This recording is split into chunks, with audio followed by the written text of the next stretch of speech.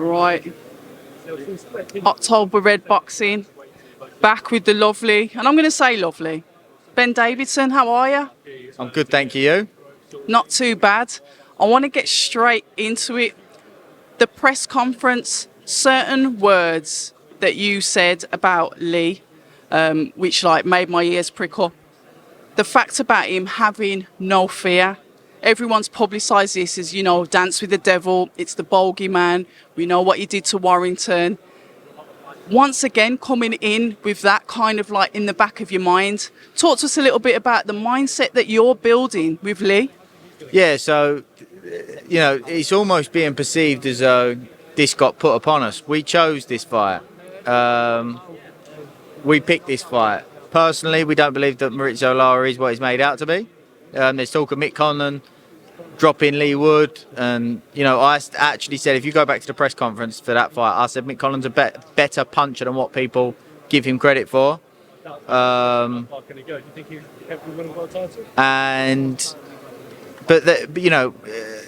These people that are saying this, talking about that, what's Maurizio Lara's record? He's had 2 losses. He got stopped in the first round by a guy called Elliot Chavez. Quit in the first round. Now, no disrespect, he's a great fighter, very dangerous fighter, and very, very brave. He's very reckless, but I just don't believe you can be as reckless as he is against a puncher like Leigh Wood. That doesn't mean that he's not dangerous, and a fight can turn at any moment either way because they're both massive punchers. However, you can't consistently be as reckless as he is and not get made to pay, and I think that will be the game changer.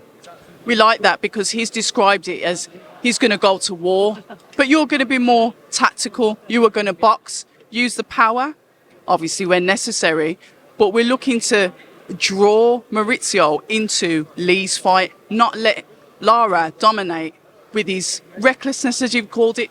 Yeah, for sure. Look, you can't, often when we're talking briefly about boxing, there's no room for nuance. So we talk about he's going to box him or he's going to fight him. Okay.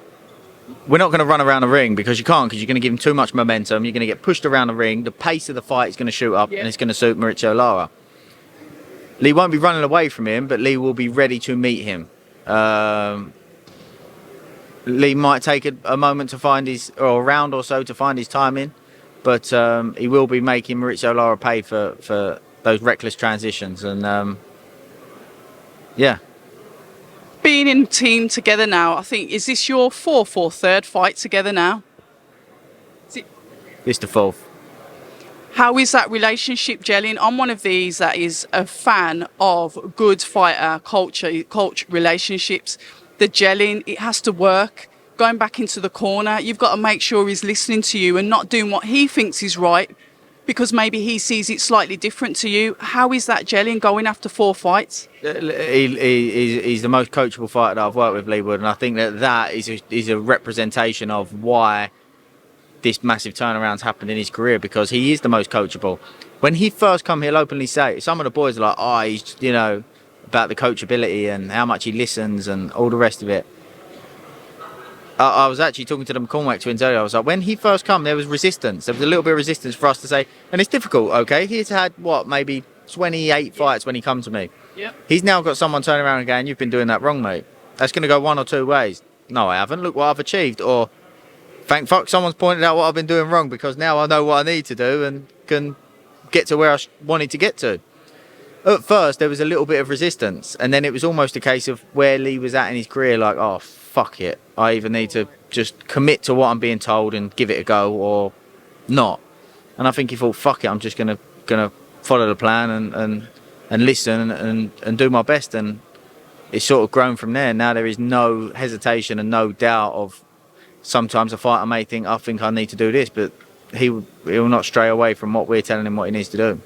I think that's something that kind of like maybe the public, the fans take for granted, because then there's a little bit of pressure on yourselves to say, I've really got to put this effort into this fighter. If there's resistance as well, and you've coaching many other fighters, it's like you've got a lot of, maybe not a slight exaggeration, disobedient children, but you've got a lot of kids that you've got to try and get into line to like be able to listen, to be able to back down on the resistance and listen to another side of the story, for them to get better. It's being about the fighters. For sure. And I'm very aware of my weaknesses, and one of my weaknesses is when a fighter is not giving that same level back. Okay. I'm very easily I very quickly get disinterested. I very quickly become, well, if you're not going to listen, like, I'm not going to stand here for you just to whack away on the pads and do what you want to do. I very quickly get disinterested, and I know that's a weakness of mine. Maybe I wish I wasn't that way, but I'm aware of my strengths and I'm aware of my weaknesses. So some of them, and I think that's sometimes why fighters come and go with me, and I think people think why some fighters leave, and sometimes that's the case. I know that maybe if there's a bit of, I'm not feeling that I'm getting back what, or the It's reciprocated, yeah. for sure. So yeah, I think that's a big part of it, and I think that I'm grateful with Leigh because he just was at a point in his career where it was almost like, as I said, fuck it, I've got nothing to lose to just buy into it. And it's a different process. It's not a regular process, not a regular style or system of coaching that they would probably get anywhere else. Because, and this is the thing, sometimes they'll say, yeah, but, and this is where the friction sometimes happen. They'll say, yeah, but I did this because of this.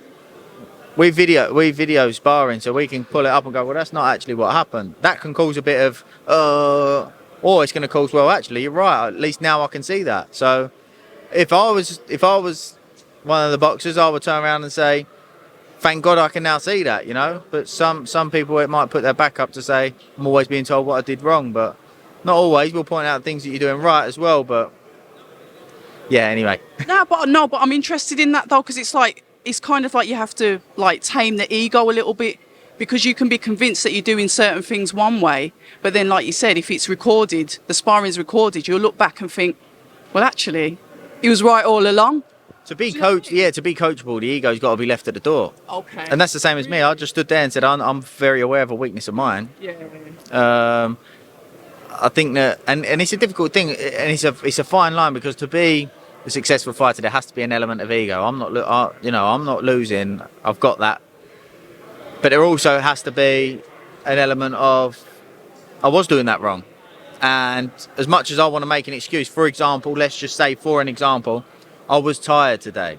Okay, but did that change what was actually happening in there? You wasn't doing this, that's why that happened. Does not change. I know you was tired, I'm taking that into account. However, what happened. It's so easy to just be blasé about, a bit tired today, yeah, bad spar. Okay, but let's use that bad spar to recognise this scenario kept occurring because you kept doing this. Or when the opponent was doing this, your reaction was that, which was causing this. But I also Boxing, sorry. People talk about how boxing should, you can't, when you're in there and, when it's happening in real time, nothing happens quicker than American football. Do they not have set plays? Do they not film study? There was a brilliant thing out recently, Lee Wiley was telling me about it, actually, made me aware of it, and I watched it. It was on the Disney Channel, I think. It was about Bill Belichick and Tom Brady and his career, and he was talking about certain things, and there was a big game, and he was in a moment, and he said, we kept going over a certain play that the other team were going to make, and I saw the 3 drop off, and just instantly, that's what we've been talking about. I knew what was going to happen before it happened. That's how these things happen in boxing, or that's how we like to prepare anyway. But it's good that obviously you're making your student, one for a better word, your fighter, study it, to be meticulous, to understand why, because there's going to be times, especially going against a fast-paced Maurizio Lara, there may be tiredness. You've got to understand how to navigate your fighter. Not saying to take full rounds off, but learning how to pace. You might be able to look at Lara where his weaknesses are and then say, okay, if he starts doing this, we know we may have a bit of time. Stuff like that. Yeah, or if you know certain things he's going to do, or certain things that will trigger him for him to jump in, when you're in the heat of the moment, you've drilled it that many times, you're not thinking about it. It becomes instinctive, it becomes subconscious. So we like it. I'm loving the fight. I think it's exciting. I think it's commendable that you said we'll leave Kiko, because Kiko's another bit of kryptonite, as we know, and we're going straight for Lara. Well, this is a point. I'm 100% certain. If you ask Josh Warrington who's a bigger puncher between Maurizio Lara and Kiko Martinez, I guarantee he would say Kiko Martinez is a bigger puncher. However, Maurizio Lara is probably more fearless, more brave, bit more reckless, probably harder to time. Okay. Those kind of things. So Yeah,